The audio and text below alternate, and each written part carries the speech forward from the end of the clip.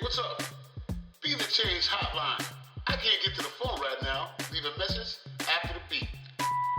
You're now listening to the Nameless Podcast, hosted by two sisters, Alisia and Ciarra. Join us as we have intimate conversations with some of our closest friends about real-world struggles, lessons, and situations. Each episode will leave you thinking that was quite the experience. Talk to you soon. Welcome back to the Nameless Podcast. This is Alisia. And this is Ciarra. And we are here with episode 7, which is a part 2 episode of Biondi Rolle. Yes, we are back with. Well, how you doing? How you feeling first, sis? I'm good. Tired. Long day. How are you? I'm good. Tired. Long day, too. It's Sunday, but you know, it is what it is. Relaxing. Yeah. I gotta go to work, so.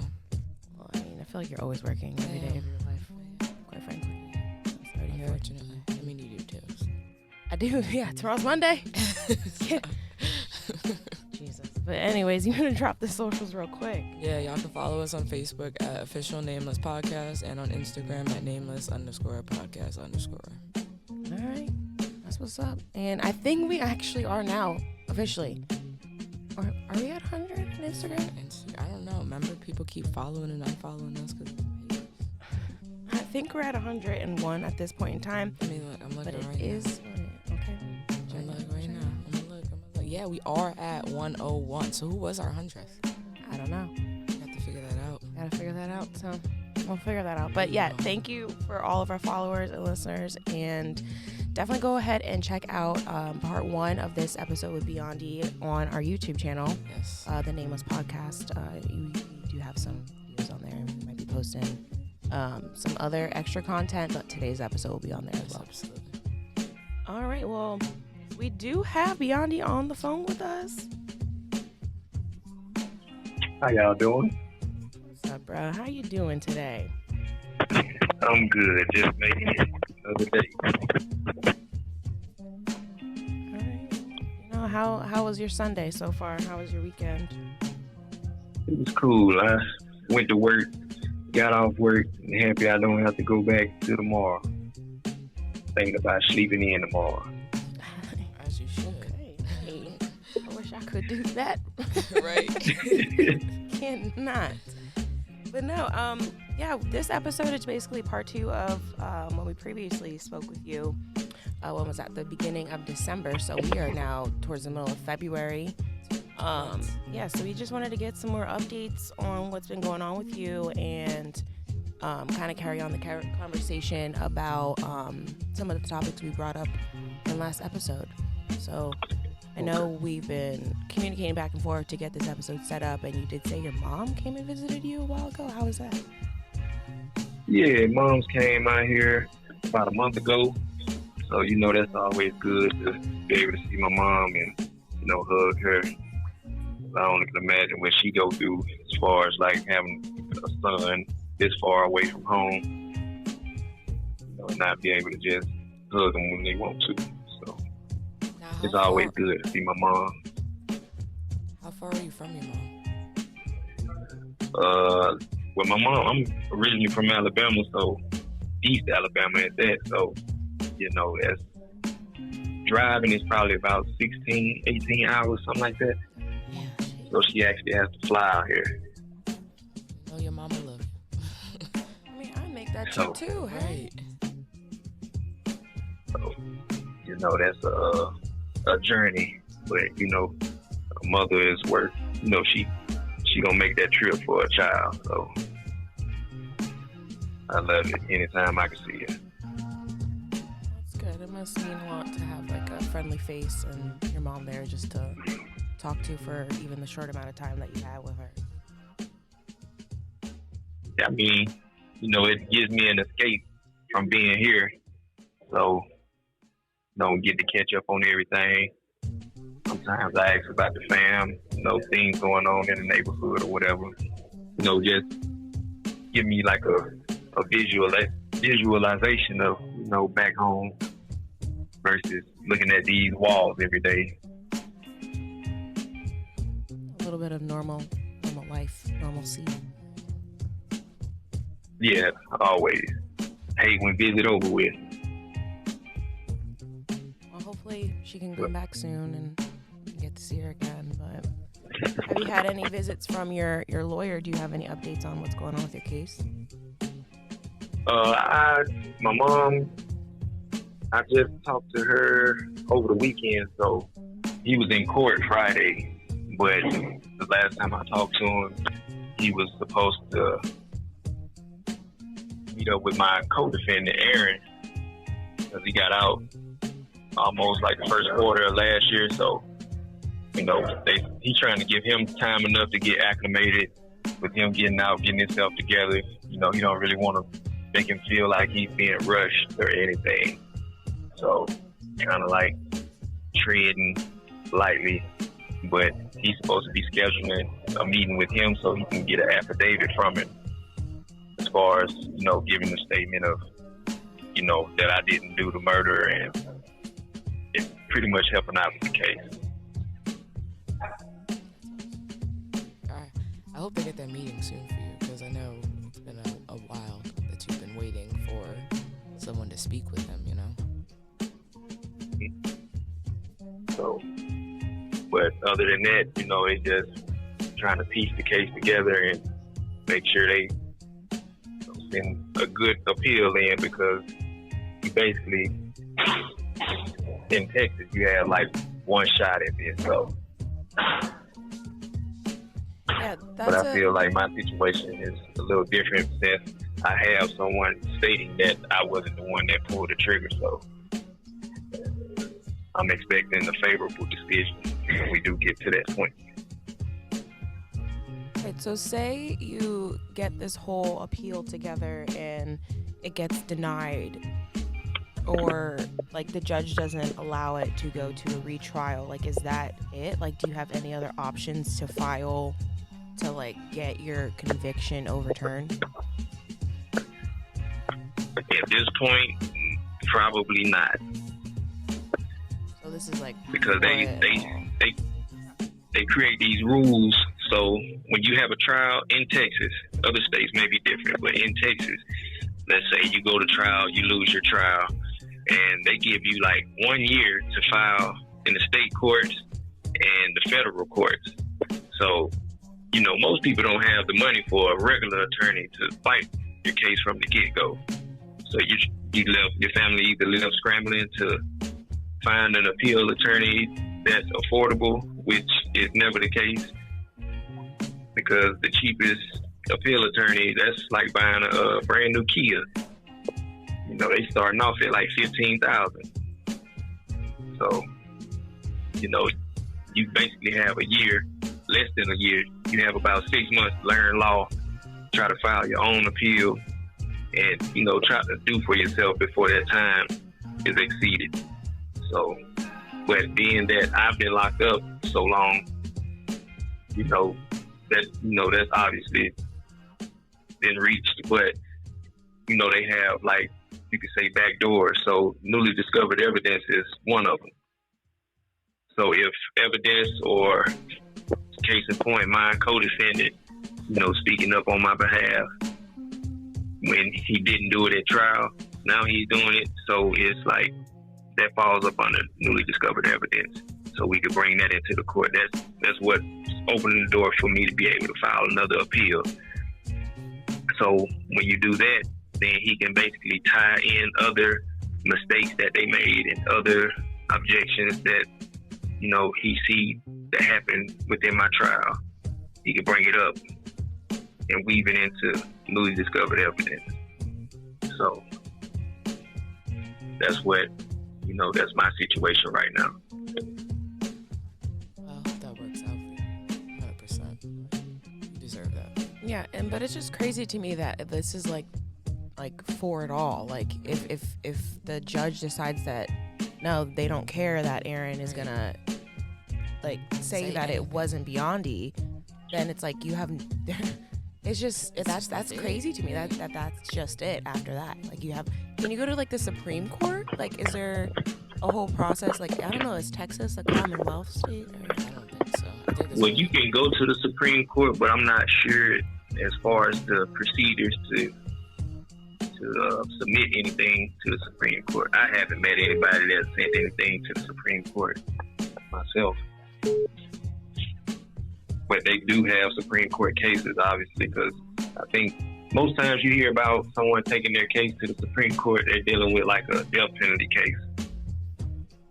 So they trying to use up all their remedies and, every option they have. Yeah, I mean, and I don't want to sound like messed up because this is your life, but like your sentence is, quite frankly, I feel equivalent to a death penalty because your sentence is life. Like, if they're not. That's it. That's it. That sucks. So I feel like Right. if that should be added into the equation too, like at least like I think we talked about this in the last episode, at least like reevaluate the sentence. If you don't want to have like a whole new trial, like is that an option instead of like just trying to overturn your charges and your conviction? Is there like just like a resentencing retrial? Is that an option? That is. Okay, well, once they submit the appeal, which they should accept it. So let's say when they accept it, we're going to speak positive because positive thoughts bring positive energy. Amen. So when they do accept it and, rule in my favor, then there's a possibility of a retrial, which I'm pretty sure they don't want to go through again because trials cost a lot of money. And then I've been locked up about 16 years. Made it on February 3rd, 16 years. So, since I've been locked up so long, I have let's say leverage to kind of negotiate maybe, depending on who's the DA at the time, because all that plays a factor. If they trying to make a name for themselves and if it's an election year or, it's different variables, but I don't want to go to trial again either because that's stressful. I used to have pretty decent hair until I went to trial. We talked about that last episode too. Not the hair. Get a little gray on the top there. Get a little gray. So, but I personally don't want to go to trial again, but I will if I have to because, this ain't it. But, right now in Texas, if you have an aggravated sentence, which I do, or murder case, if they offer me, anything under 30 years, I'm willing to take it because I'll automatically be up for parole. Right. So, at the same time, people might say, well, if you didn't do it, why would you just take a plea out to it? Because everything is political. They don't want to look bad by going back and saying, well, we messed up. We locked this dude up. He didn't even do the murder, so we're going to let him out. They don't want bad publicity. So you have to understand that when you're dealing with the courts. Because nobody want to be up in front of a news camera or in a newspaper saying, well, we messed up. He been locked up 16, 17 years. Now we got to, make things right. So it's basically trying to find a common ground if they're willing to do that. So I would be willing to work with them because, I don't really have time to be playing with my life or rolling the dice with my life, going to trial again. It takes a lot of time too. It could be like a year or so till you even get put on a docket to go to trial. Scheduled or anything. And it's just like it's like that must be like a tough decision for you to make if you have to make that decision, like because you are not guilty of this, so it's like but you were gonna have to like say it, even though up until this point you still have maintained your innocence during this whole entire thing. But if you are brought like with this option and it's the only option you have, that's like a tough decision to have to make. And I can only imagine your thought process, like having to say, well, I didn't do it, but to live my life and get out of jail, I have to say I did. Yeah. And you might hear it, but like the conviction rates are like super high. It's like 90-some% in the feds and close to that in most state prisons because, you take most people that's locked up aren't rich. obviously. So it's lower income people, people in just regular lives. So when you get locked up, most people don't have bond money. Most people don't have money laying around to have a good lawyer, who would basically do like the rich people do. You hear about them all the time. So-and-so caught a case, Kodak Black caught a case with guns, drugs, and next thing you know, his case was dismissed, or just crazy stuff like that. Because they have the money for lawyers, and when they pay these high-priced lawyers, they break off the DA some money. Hey, I need you to sweep this one up under the rug. These type of conversations and meetings do happen. Yes, they do. Whether they want to admit it or not, but they do happen. So it's like most people don't have that money. So if you don't have that money, and they talking about, well, we're going to end up giving you 20 years if you don't take this 5 years. So people are pretty much pushed and backed into a corner of like, damn, I'm going to spend the next possible 10 to 20 years in prison, or I could go ahead and flee out, cop out to this 5. And most people do that because they see themselves coming home within that time.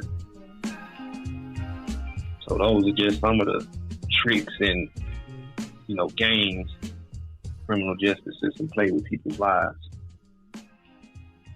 And I do just want to kind of talk about what you just mentioned there, that majority of people, sadly, that are in jails are like lower income, like sometimes lower education as well. Right. And that just brings about the concept of like the school to prison pipeline. I'm not sure if you're like aware of what that is, but it's basically like America has a problem with putting people in jail and basically setting up the same demographic of people, most likely minorities in inner city schools, for like creating a hostile environment in their learning environment that creates something that is equivalent to being in jail at school, and then it just shows them, or they learn the mentality of it, I don't know, and then the likelihood of them going to jail increases because they just want to put people in jails. And right, they already have that mentality, so like why not just continue? If I'm in school going to jail, quote unquote, I'm out on the streets doing the same thing, you know what I mean? Yeah, and a lot of the things that they're saying that like influences the school to prison pipeline is like disciplinary alternative schools. So like that's if you get in trouble at school, you're not going to be helped. You're going to be sent to another school that is like even worse than where you're at right now. Schools, they don't care. Right. Kids are sent to alternative schools because they don't want to be dealt with in an actual public school or actual like setting. They just get sent to teachers, or it's literally if you go to an alternative school, because I had a friend that went to one until she graduated. She literally said it was her, and she was in like 11th, 12th grade, and 8th graders in her class. Yeah.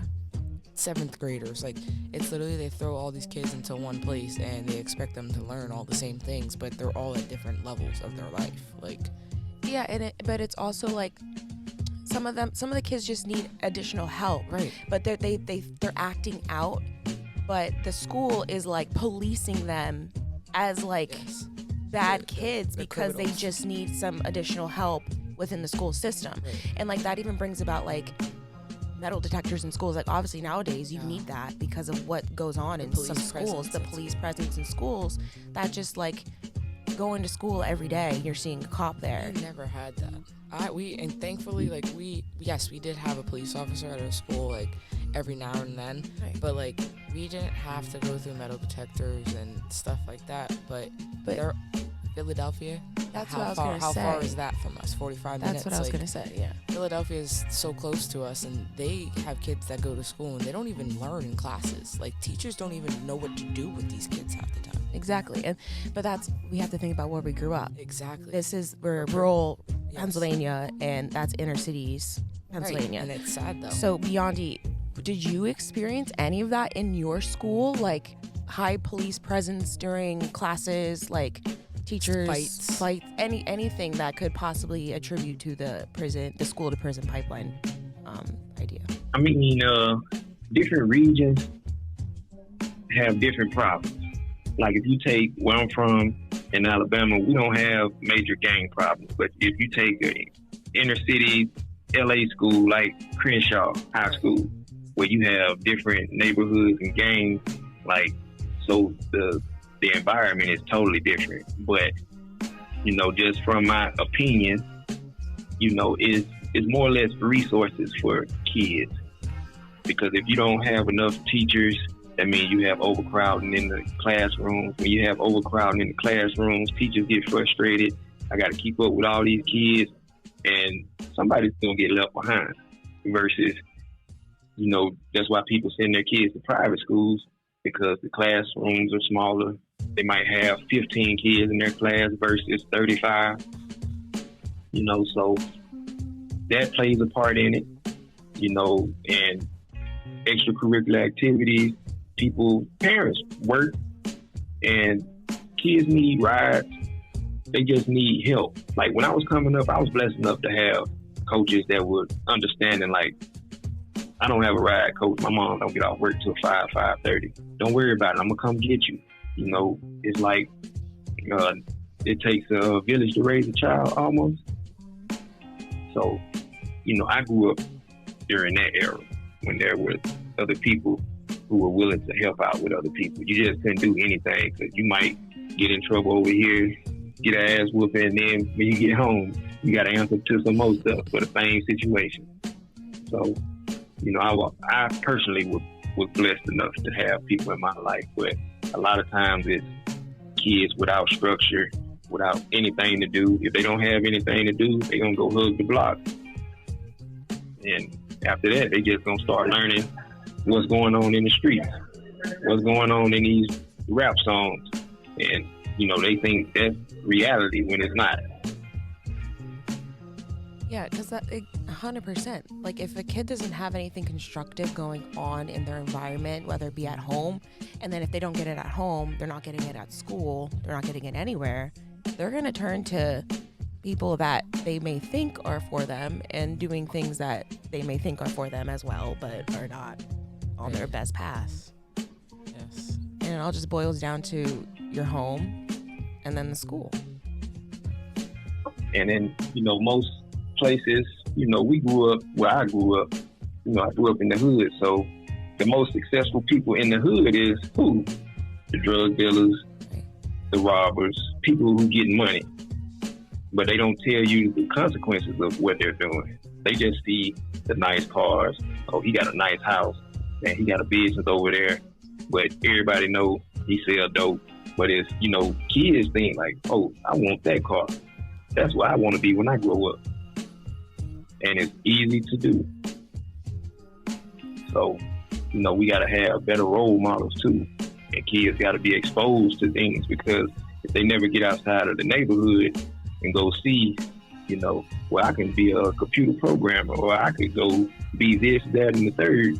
If they're not exposed to it, they'll never know.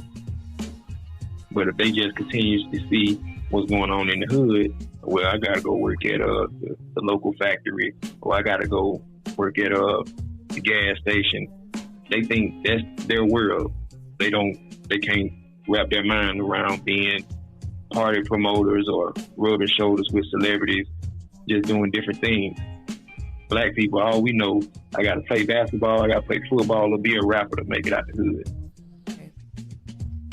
That just leads me to the war on drugs. I think you mentioned this the last episode too.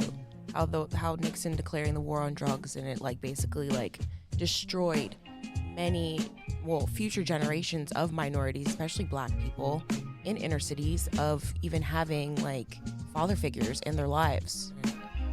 So what are your thoughts on that as far as a generational issue is concerned, and leading to the contribution of increasing the population of jails? That's another question after this, but I want to get your thoughts on that, I mean, the government play a part in it too, because for them to fill these prisons up, they got to lock people up. So they had a so-called war on drugs, but it really was a war on Black people, war on minority and poor people. So they claimed that they was trying to get the drugs out the way, but drugs been around since forever. You can't stop it. You're not going to stop it, and they still haven't stopped it. So it's like they have what you call a prison industrial complex. So what it is if you want to find out anything, you got to follow the money.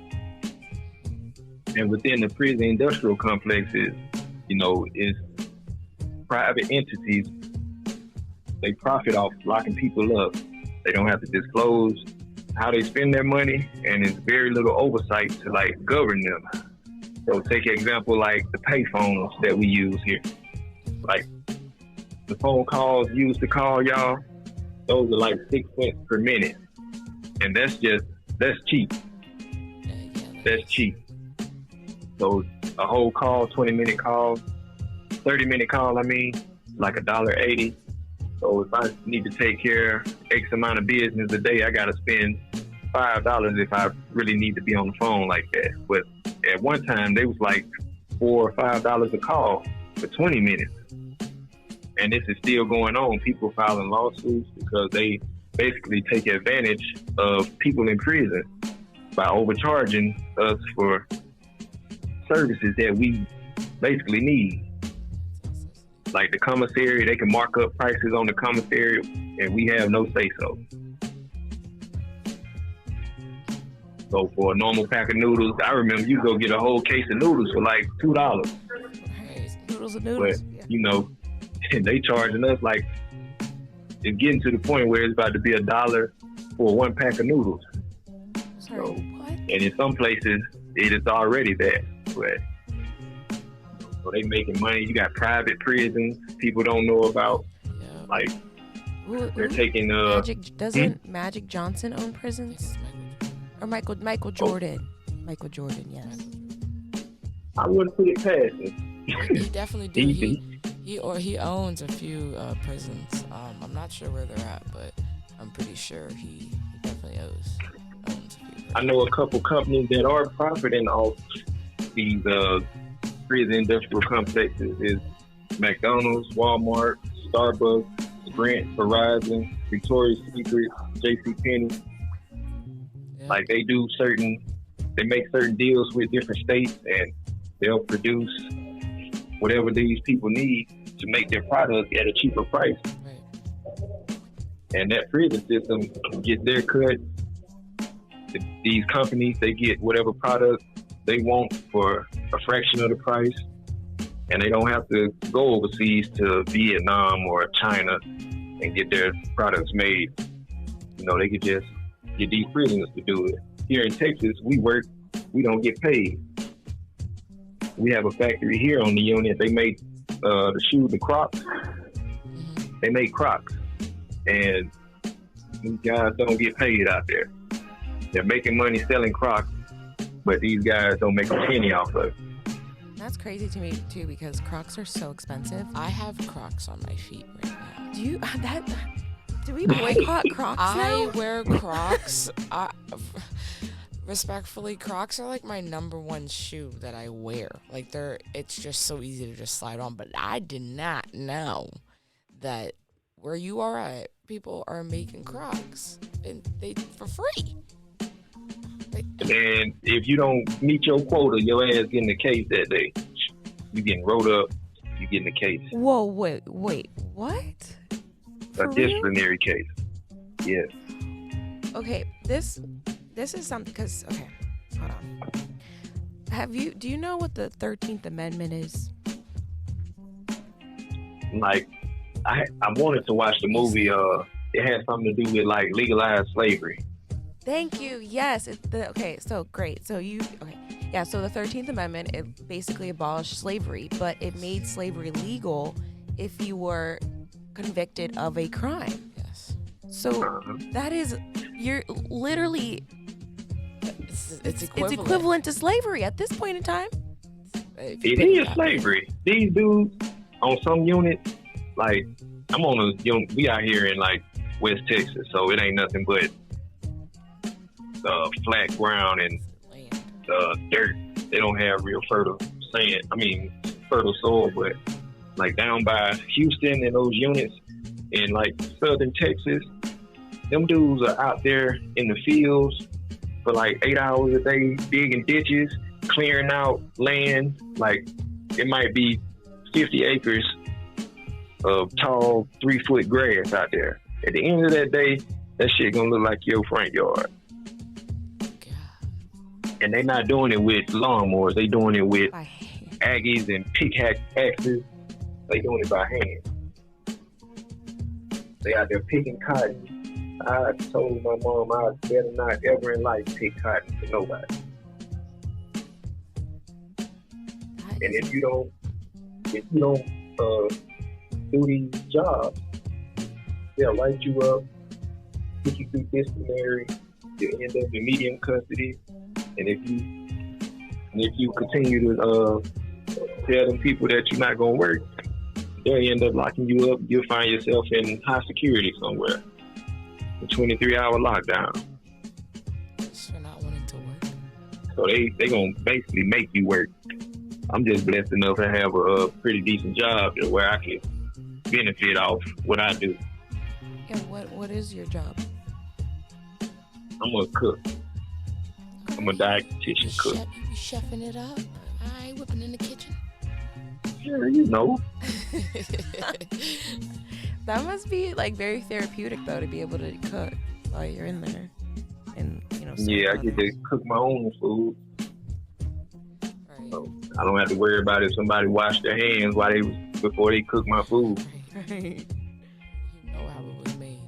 No, I can't, that doesn't, like, my mind is just blown right now, because I obviously knew that. I just didn't know that, like, if you refused to do something, they could charge you for that. Like, that's just mind-blowing to me. I mean, you won't get charged with a crime, but, like, Right. in prisons, you have disciplinary cases, so they got a case for any and everything. Yes, they do. So I probably get a case for failure to work, failure to obey a direct order. They could find anything to write you up for, 100%. I know that from experience. They will find anything to write you up for. Like if you make the wrong officer mad, right, they can just write you a disciplinary case for anything. They can write you a disciplinary case for coming out of like your cell without your jumper fully on. Like, yeah, they can do anything that they think of. Like, yes. It's contraband, crazy. Anything is contraband. If you have more than 2 blankets, it's contraband. You can only have 1. Yes. Yeah. Yep. They can write you a case for that. Yes, they can. Yeah, it's crazy. But it just depends on what officer you run into. Like we get to the point at 5:30 in the evening, that shift changed. So when shift is changing, everybody's looking at the door trying to see who coming in. So we pretty much know all the officers. So certain officers do cell searches, some officers don't. You got some officers, they real sneaky. So they might want to act like they not doing cell searches, and they'll try to, come up in your room when you least expect it, thinking they're going to come up on something. But, it's almost like a scouting report. We know we on to you already. That's actually, I want to ask you a question about that. Like, how is it with the COs and stuff? Like, are they hostile towards you? Like, do they know your story personally? Some of them do. Most of the ones I actually work with on a day-to-day basis, some of them know. And it's a handful of officers that work population that know. But I've been here a minute, so a lot of them recognize me from work because they'll see me in the officer's dining room. But, you have hostile officers. You got females that come in here, which is crazy to me. Why you would want to come to a maximum security male prison and talk crazy to men, but some of them do it, thinking they can't be touched. You got some people don't care who they put their hands on. Most of us have a conscience, so most of us would stop that from happening. But I done seen females get beat down like they were men, all because they came to work with their problem, trying to take it out on us, but for the most part, my experiences with officers, they treat me pretty decent. Because sometimes you see some stuff where it's the complete opposite. I feel like if you give the officer respect, the officer gonna respect you. But at the end of the day, the officers need to come in with the respect first. Because then if you coming into anyone's unit like, oh nah, I run this because y'all are in prison, no, they're not gonna respect anything that you guys say. I'll say, Ciarra, you can 100% speak on that because That's what I you've said. been on that side. Yeah. Absolutely. If you give them that, and that's the thing, like, I always went into work every single time when I went into that prison, like, you guys are still humans. You guys do still have feelings. Like, it doesn't matter. Like, yeah, something might have happened for you to end up here. But at the end of the day, like, everyone has a story. Everyone still has, like, we are human, like I said. Like, I can't come in there being, excuse my language, an asshole just because I'm going through something. I get to leave at the end of the day. Like, you guys don't, unfortunately. So it's like, granted, I come there every day, but I have to be the one to make that decision on, is my day going to be good? Is my unit going to be rowdy? Are they going to want to fight? Are they like I'm the one that makes that determination for everything when I walk in. It's all there. based off of your attitude. Exactly. If I come in there with an attitude, that whole block about to be like, all right, wow, she got an attitude. All right, we about to mess with her the whole night. Like, no. Like, Yeah. Did you get Because training? they don't have nothing else to do. Right. Did I what? See?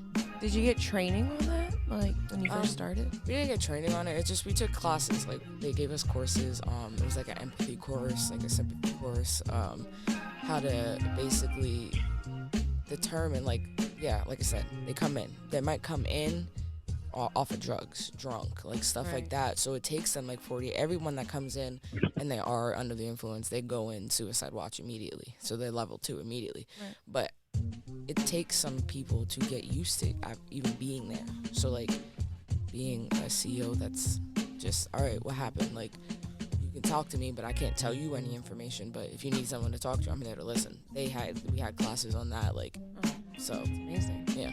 So it's just a matter of, if you give the respect, you're gonna get that respect, 100%. Well, that kind of goes into something that Biondi wanted to talk about today, about like your interactions that you had with the police officers, the detectives. So I'm happy to hear that the CO aspect, like, you do get that empathy training and you get that like human outlook, like people made wrong decisions possibly and they're in jail now. But like the police side, the actual detective side, that like is the first contact with law enforcement, they don't care. I feel like it's lacking. So Biondi, what are your thoughts on that? Because you've obviously experienced that firsthand, and do you think it needs to change as far as like training for police officers?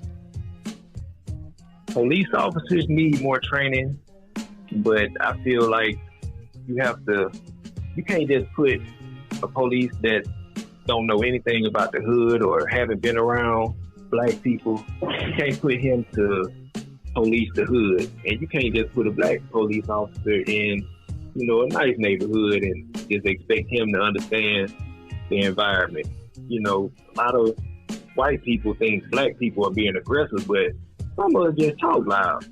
We're not being aggressive. You know what I'm saying? So I'm passionate. they take that it's passion. Yeah. Our voice might raise, but we don't mean no harm. You just trying to get a point across. and if you like watch videos, we hostile because you messed up. We just trying to ask you what I'm saying, officer, what I do? Well, I don't have to answer your question. Yes, you do. Why are you bothering me? You know what I'm saying? But it's learning. They need to learn how to interact with people. Because if you go to the hood and you see some weed, it ain't that. Look, you don't supposed to have this bag of weed, so I'm gonna throw this out. Why you gotta take a person to jail? And those people, you impart good energy.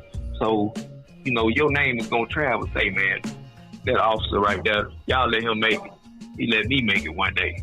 I had some weed out dead to the wrong. He just made me throw it out. You got to know how to police things. You can't be aggressive or want to take everybody to jail. Then when a serious situation do happen, let's say a murder or a robbery, something serious go on, now you have no resources in the neighborhood because, you're known to lock people up. Nobody wants to talk to you. So now you have this line, this barrier between police officers and citizens. So how are you gonna keep our neighborhood safe, but you don't even understand the neighborhood that you police? And then as far as like the detectives, you know, they use all type of tactics. Like in my case, detectives, they act like I volunteered to just go to homicide. Who wants to volunteer to go to jail or to be interviewed about a murder? And I'm here to tell you that it'll be nobody.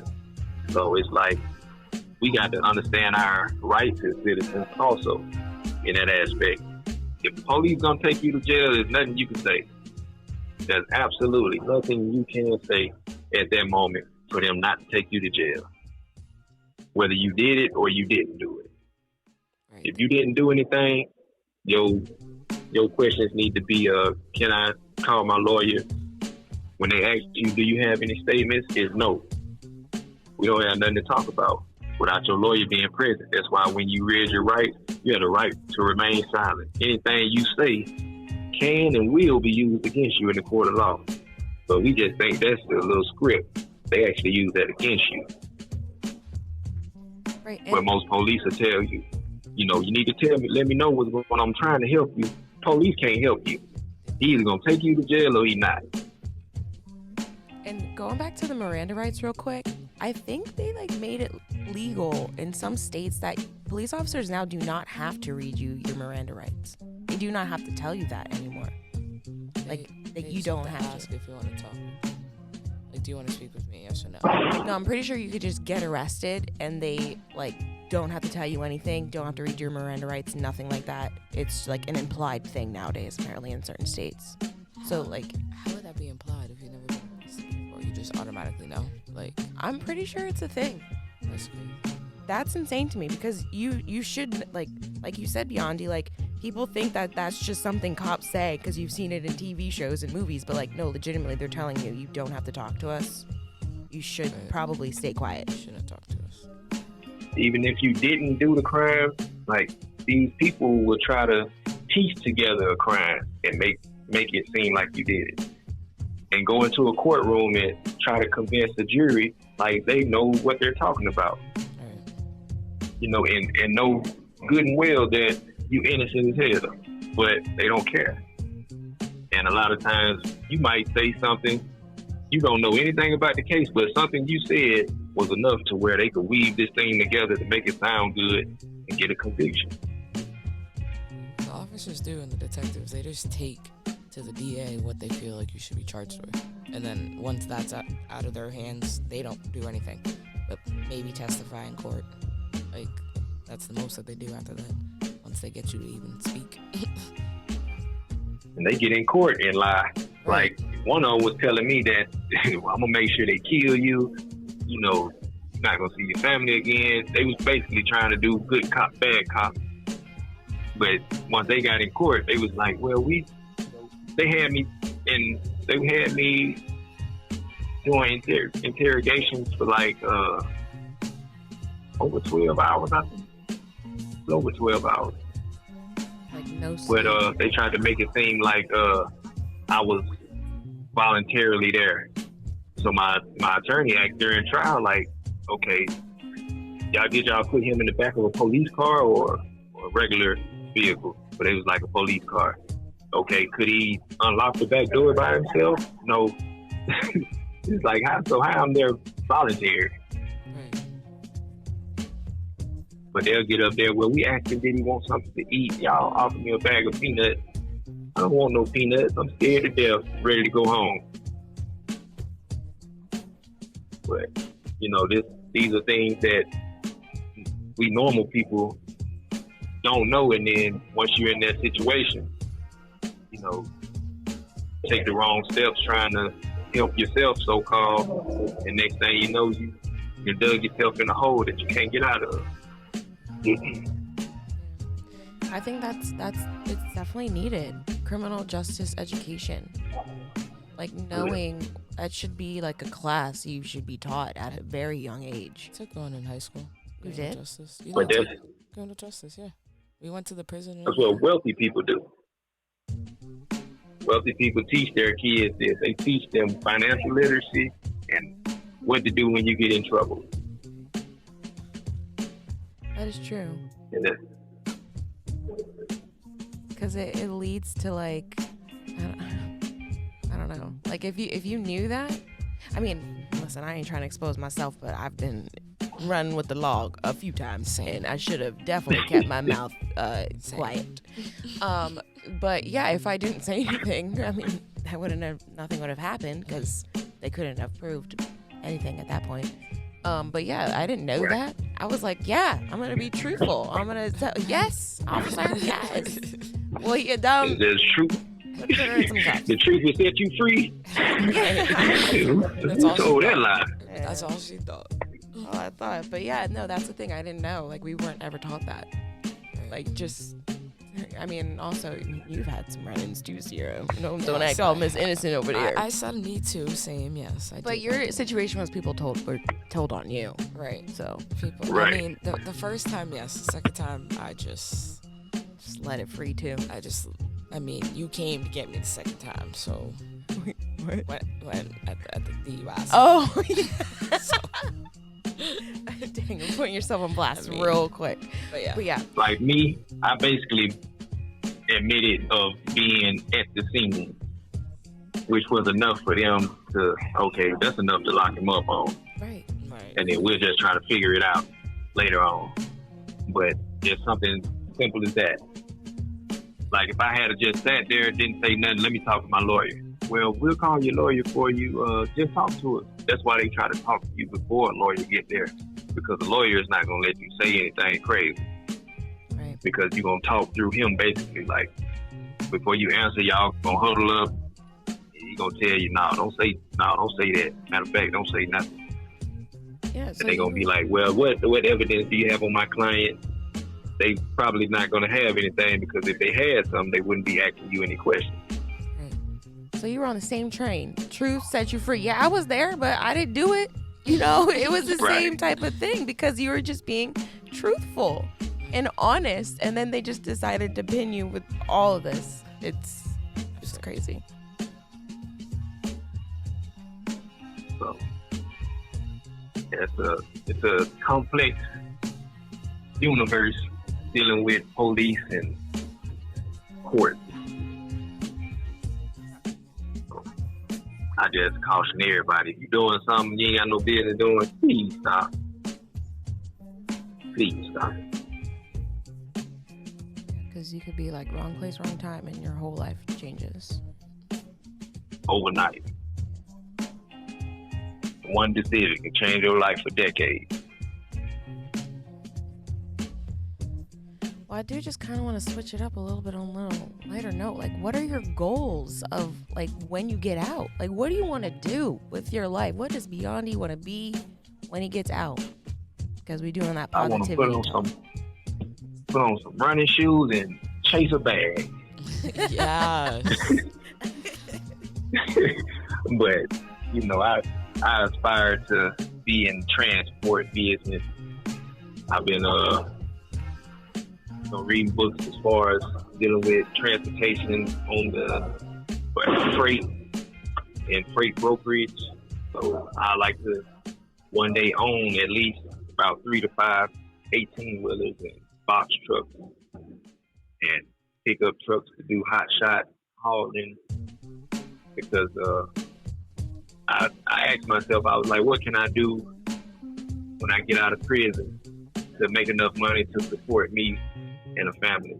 So, you know, I had to think about, we got the internet age, so whatever goes on the internet is there forever. So if someone look up my record or just simply Google my name, they're going to be like, oh my God, he just killed somebody. So I have to think about things. So how can I go into business for myself? So, and then I have a couple of friends I have one friend who got out of prison and, you know, he did the same thing. So he owns about 5 trucks now and he's living pretty good. So I have the infrastructure there to show me how to do it once I get home. And, you know, it's also a recession-proof job. It's a recession-proof career. Because when everything was locked down during the pandemic, somebody had to deliver all those tissue rolls and sanitizer, masks. Somebody got to drop it off. See, I love that because I feel, and I say all the time, that if you can actually visualize something that you want to achieve and have like a plan and you can picture yourself doing it, I think it's because it's already happened, but it just hasn't happened yet. So that is a great goal to have, and I can't wait for you to get out and to achieve that, bro. 100%. And then question number 2, I'm just gonna run down quick questions real quick. What's your first meal when you get out? Because I was talking to you and I told you me and Ciarra went to go get some sushi with the fam, and you never had some sushi before. So you want some sushi? You want some? What do you want? What do you want? Well, I'm gonna take a rain check on the sushi at first. I said I'm gonna get to that down the line. But I keep it real simple. I want probably a large pizza. Started off with probably some soul food. Yes. Big glass of sweet tea.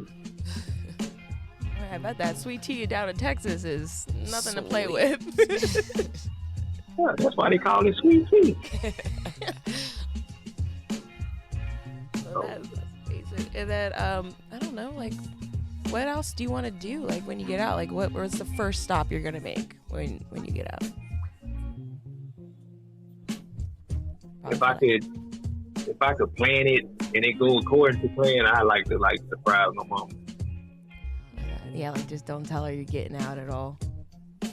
Yeah, call her like I'm still locked up, and then just ring the doorbell. She pop up in there and see me go crazy. She probably fall out real quick. Yeah, I gotta think about it. I don't want my mama having no heart attack. Make sure she don't faint now.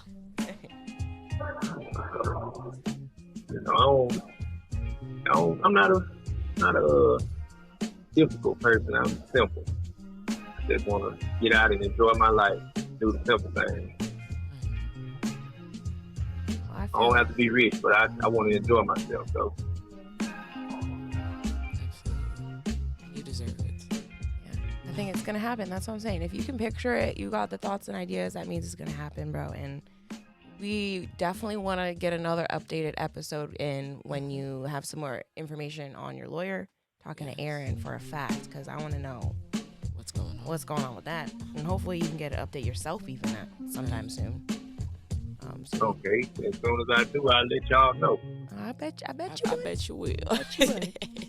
Yeah, last thoughts on what we just talked about, from anything to getting out, to your case, to the concepts we talked about, the prison industrial complex, like anything you think needs to be changed, or your final thoughts on all that. The length people are held on crime sentences. Like in some countries, the life sentence is 10 years. Some countries it's 20 years. But over here, they literally take you out for life. It becomes a point to where, kind of overdoing it. I've never been to prison. My first time in prison, and y'all want to put me here for the rest of my life. It's like overdoing it. And then, some people deserve to be here. I most definitely agree with that. But it's like discipline a child. Like, if you put a child in the corner for 30 minutes, that's discipline. Maybe an hour. But imagine putting a child in the corner for 10 hours. Somebody's going to say, you overdoing it. Because, what are they going to learn? For 30 minutes, they took away their playtime. They understand. You explain to them. Okay, well, I messed up. But after 10 hours, at some point, they just not going to care. I've been in the corner so long, I'm used to it. And I think some people do get used to coming to jail and prison. So I would say, more prison reform as far as like, cutting down on some of these sentences. Give somebody another chance to do right. A lot of people committed crimes when they were young, and they don't think that way anymore. So, people grow and do better. But if you lock them up forever, you don't even give them a chance to do better again. To prove. Or if you lock somebody and hold them for 25, 30 years, what is he going to do when he get out? They might not have family. They might not have any resources when they get out. After 25 or 30 years, okay, now I have to go rob somebody because I don't have no family to help me financially. If I do get a job, I got to wait 2 weeks to get paid. So I still got to live. I still got to eat. It's still putting people in compromising positions. I think that might be the number one thing. I agree with 100%. It needs to be changes in sentencing. What are your thoughts here? I feel like if you do it and you're young, I feel like maybe give them 5 years. After that 5 years, resentencing, see if they've changed. What classes have they done in prison? Did they, say they didn't graduate high school? Did they get their GED when they were in prison? Things like that. But I've always said it, even working in the prison, there are things that need to happen. There needs to be more resources for the people that do get out. There's people that are in prison that don't know how to work in a society. There's people that have been in there their whole life. Put them out on the outside, they're not going to know what to do. They don't know how to go to a bank. They don't know how to go grocery shopping for themselves. They don't know anything because they don't ever get acclimated with that. They just know what they knew from when they got put in there.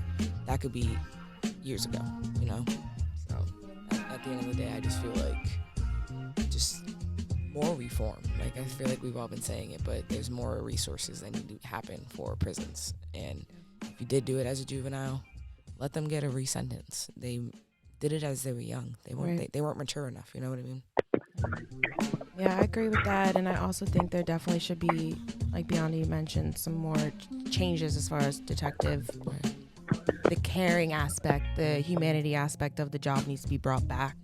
You can't just be another check mark on a box or a piece of paper next. So, but we do definitely thank you, Biondi, for coming on again with us and, talking about your story and what needs to change in the life that you're living, sadly. But we do just want to thank you for that. More than welcome. Yeah, we definitely gonna get you back on. So stay tuned for that one, bro. All right. Well, this was a great episode, and I definitely enjoyed speaking with Biondi. It was good talking to him again. Yeah, for sure. So and good. This episode will be on YouTube, so you can go ahead and check that out. You want to drop the socials? Or you want me to do it? You can do it. You got it. Okay. On Facebook, we are official Nameless Podcast. On Instagram, nameless_podcast_. We drop all of our episodes on Facebook. The links to it. Check it out. And we do have something special coming up for the end of season 3, but we're gonna hold that. Yes. We might do a live on Facebook coming up. Maybe. So if y'all haven't followed our Facebook again, you'll see. We'll check that soon. out. Yes. 100%. But all right. Well, this is Alisia. And this is Ciarra. And you are listening to the Nameless Podcast, and we will talk to you soon. Bye, guys. All right. Peace out. Hey, what's up? Be the Change Hotline. We're closed right now. Leave a message, and I'll get back to you soon. Nameless? Hey, yo, is this Nameless Podcast? I heard y'all was being the change. Guess I missed y'all. I'll see y'all later.